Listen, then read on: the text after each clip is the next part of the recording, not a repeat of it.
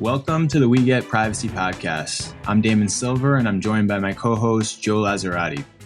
Joe and I co-lead the privacy data and cybersecurity group at Jackson Lewis, and in that role, we receive a variety of questions from our clients every day, all of which boil down to the core question of how do we handle our data safely?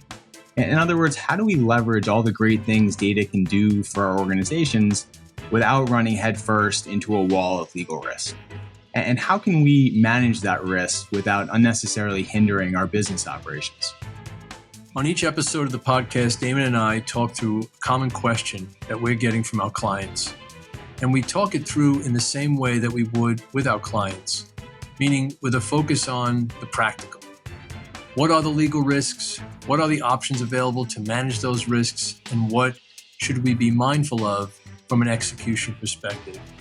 Today is an important one, I think, because it's something that raises a lot of different questions and really can be organization specific. And it relates to, Damon, how do we approach privacy and security training? It's an issue that's gotten a lot of attention. There's a big need for it so that employees and other members of a workforce are aware of a lot of the risks and what steps companies have taken to minimize those risks. But of course, there's a lot of questions that have to be asked about how do we, develop and implement the most optimal type of training that we can to try to, protect information, protect our systems, protect our operations, in a way that makes it interesting, right? I mean, a lot of times, I don't know, Damon, I've been to some trainings where, I've given some trainings that, especially during COVID with some people, they kind of started to tilt over and, but seriously, right? You want to try to make it interesting and make it impactful. So maybe, I don't know, what are some of the key questions when clients approach you about training? What are the first things that come to mind that you want to think about and that may help the listeners develop a training program that would work for them? I 100% agree that with several things that you said, one of which was it really does have to be, company, organization specific. You do want it to be interesting because it's not just, there is some degree to which you're checking the box. There are some express obligations to train, but really what you're hoping your training accomplishes is that people are going to be better stewards of your data, help you avoid data breaches, help you respond quickly to them, help you avoid privacy violations. And what I've found is a very helpful way of doing that is to really make the training very hypothetical focused. And what I mean by that is going through specific scenarios with people, almost like in the case of incident response planning. You might do a tabletop exercise where you go through specific scenarios, a ransomware attack, a business email compromise, and with that team talk through what that would look like. I try and do the same thing with scenarios that are likely to be relevant to the audience. And what scenarios are likely to be relevant is going to depend a lot on one, who are the people in the audience. A lot of times we do different versions of the training. There might be one that's more for people, who are sitting in leadership or management and are making high level strategic decisions around, what the program should look like and how to set up access controls and manage vendors and incident response planning. And then others for people who are in, a more day-to-day capacity, having some responsibility for the program. And what those responsibilities look like are going to vary quite a bit depending on things like the client's industry. Are they in a heavily regulated industry like healthcare or financial services? Do they have a role that requires them to handle sensitive information? HR is an example, finance is an example. Are they people who deal a lot with outside parties? Someone's who's in procurement or certain IT functions where they're dealing a lot with vendors. Those are all the types of questions I like to ask clients as we're preparing to do the training and deciding what the training should look like, because that's going to inform the scenarios that I try to develop for us to work through with the various members of the audience.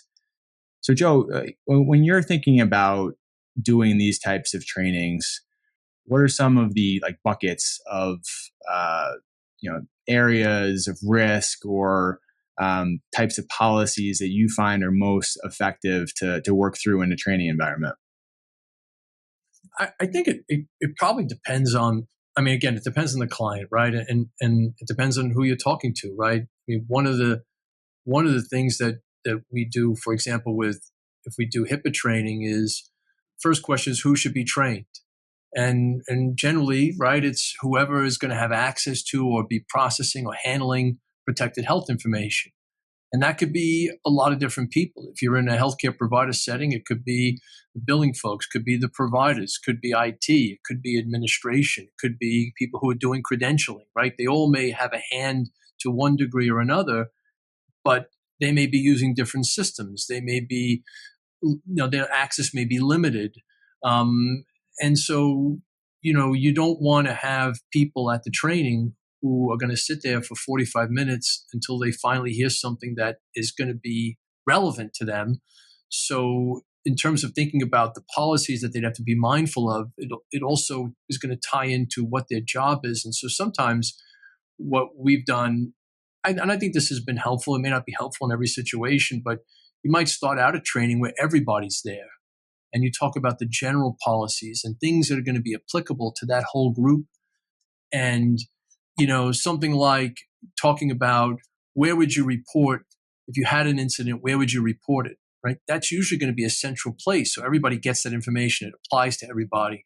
What is a breach, right? That might be something that you talk about. But then, you might want to, if you're going to start talking about uses and disclosures, when, what exceptions there are, then you might want to narrow that group a little bit. So you cover some general stuff, you deal with certain policies that are generally applicable, and then maybe you think about what are those policies that are really going to be more important to certain other roles.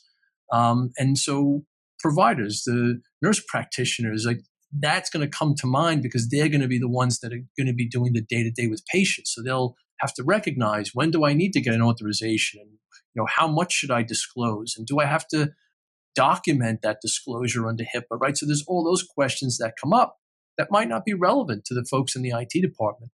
So it's really thinking about those questions. And nowadays, well, it's not, not that recent. I mean, it's been for a while that online, larger companies put together training programs, and those training programs can be very instrumental in conveying, key points, but they're not tailored to the organization oftentimes. But it's good information, but it's not really tailored to that particular organization's policy. So there's kind of this divide: is am I satisfying my training obligations by, giving my team a boilerplate training, as opposed to a training that really speaks to the policies and procedures that you've prepared based upon the risk assessment that you've performed, so that people know what to do in your organization, not what XYZ training company told you to do in a training. And so some of that, it can be important as well,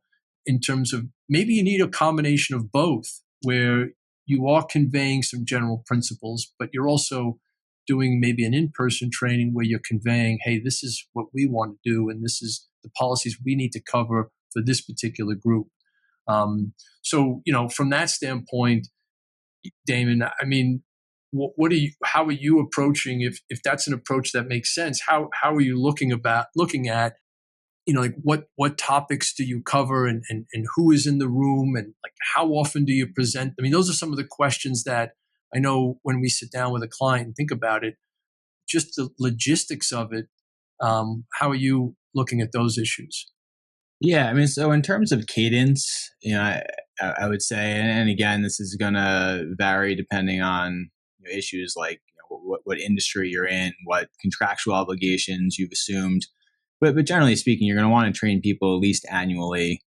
And for some people, in higher risk positions, or if there are changes made in your technology or your business practices, maybe you do it even more often than that. But some regular cadence to reinforce what you're doing. And under those laws that do have specific requirements, like you mentioned, HIPAA or the CCPA is another one that they do specifically call out doing annual training. So that's one piece. In terms of some of the the topics that I like to focus on with the training, regardless of who the group is that we're working with, although specifics are going to vary, are things like data minimization. And what's interesting about that topic, I mean, one, it has big implications from a data security and a data privacy perspective. It means different things to different groups based on what type of data they're working with, what types of technologies they're working with.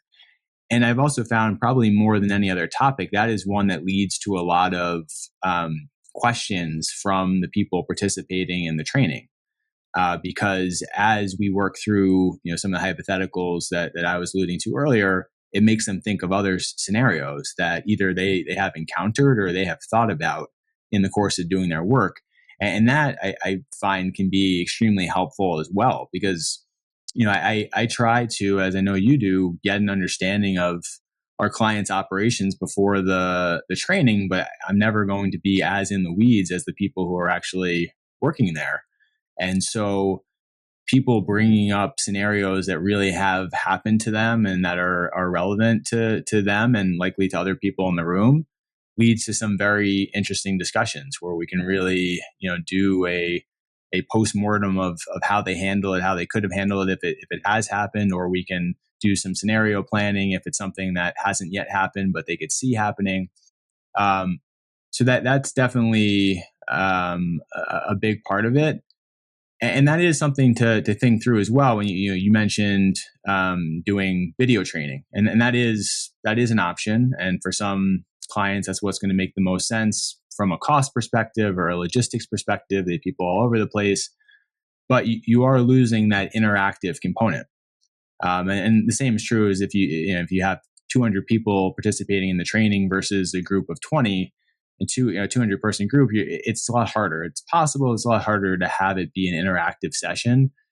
I would say the sessions I find are most impactful are the ones with a somewhat smaller group. I think, even up to 20 is probably fine. Beyond that, it gets a little unwieldy, where right from the beginning, I will encourage all participants to share questions, share them in the chat, or, raise their hand if we're in person, or, using the little icon on Teams. And I oftentimes will just take the question right then and there. If I feel like it's really taking us off track, I might, push it to a later segment of the presentation or the training session, or, even afterwards, if that makes sense. But I find that's a really good way to get people engaged and to, help people really see how this applies to them. So to that point, though, Damon, let me just to that point, engaging. What do you? How do you approach who does the training? Now, you're talking about you doing it, right? But maybe I know I've heard some different thoughts about that. But what have you run across, like, a question? Who should do the training? Now, obviously, you want a good presenter, right? Interesting person. But are there some issues and dynamics that you think, or you've run across, where clients have expressed, well, we want to have counsel, or we want to have the head of the department, or we don't want to have the head of the department, or like any issues with that have come up? Yeah, I mean, there definitely are scenarios where the client's preference, at least, on a longer term basis, is to have the training done internally, and then there's discussion of who that person should be. And yeah, I mean, it's an interesting question. I think there's different ways to approach it. I mean, I think a lot of it does come down to, having someone who really understands what's relevant to the audience, and also having someone who will be received in the right way by the audience, someone that the audience is going to trust as an authority, but also not someone who the audience views as, sort of the person who always says no and who's overly conservative. You do want the training, because obviously we'd like everyone to do everything perfectly and be completely buttoned up, but there are limits to what people are realistically going to do. And if people feel like the bar is being set unreasonably high, and the message is coming from a messenger who is always telling them, you have to wait to cross the street even if there's 0 cars around, that could impact the efficacy of the message and leave people kind of, rolling their eyes a little bit and saying, yeah, that would be nice, but I'm not going to do that. So I think those are some of the things I think about. having someone who really understands the group and also having someone who is the right messenger for the message. What are some of the things you think about? Yeah, no, same thing. I mean, I just am curious because I've had some clients that have asked about, you know, we've done training, but we're reaching out to you because we feel like if we bring our lawyer in, the group will take it more seriously, or we've actually, in some cases we've talked through who at the company should do the training, because exactly to your point, some people are more formulaic. They'll go through the rule book and they'll read off the rules, kind of chapter and verse, and that's it. Whereas you, you sometimes want a storyteller, someone who's going to really engage people and kind of tease out the real important points and convey it in a way that people get it and can apply it.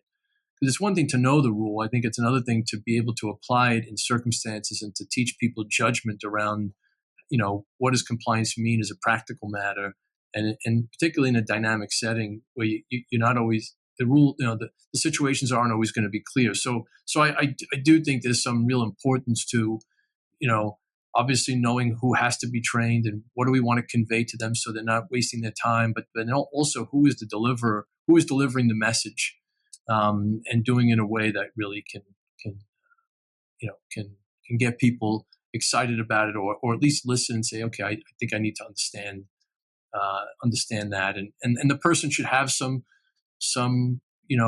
respect in the sense that they maybe have some institutional knowledge, and people are going to say, well, if they're saying it, then that makes some sense. So yeah, it's I think it's sometimes it's as important as anything else. One other thing I'm curious about, I mean, I know we've handled a lot of enforcement actions, switching gears a little bit, but one of the things that I know in following a data incident, if there's an investigation, there's a question about, well, have you done training? And so sometimes there's not a lot of evidence of that training. And then even if there is, I think sometimes clients may not always recognize that things that they are doing can be considered training or awareness. It's not always sitting in a classroom and listening to someone with a PowerPoint that constitutes training. So in terms of thinking about how do we design our training program so that we're in a position to document and be able to tell a good story about what we've done, what things do you see around that so that companies are prepared? Yeah, it's a great question. It ties into a question I was going to put out there for us to discuss as well around what types of PowerPoint or other visuals or tools you use in your training. And I think so that's going to be one piece of your evidence is your deck or a document you distribute at the training. And so you do want to think about what should be in there, and you do want it to be somewhat tailored to you. Because Joe, I know we've talked about, I think in the context of a WISP, working with clients who say, yeah, I have a WISP, and then you pull it out and it still has brackets around company in every location, and it's very clear it has not been in any way tailored to them. So if you have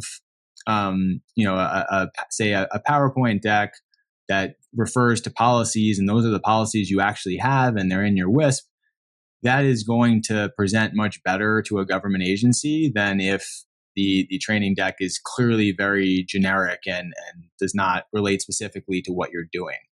So that's one piece of it. Another, obviously, just the logistical thing is maintaining a training log. Definitely worked with clients who have claimed to have done training every year for years, but there's no evidence that has happened. And so, it can be having people physically sign in if you're doing it in person.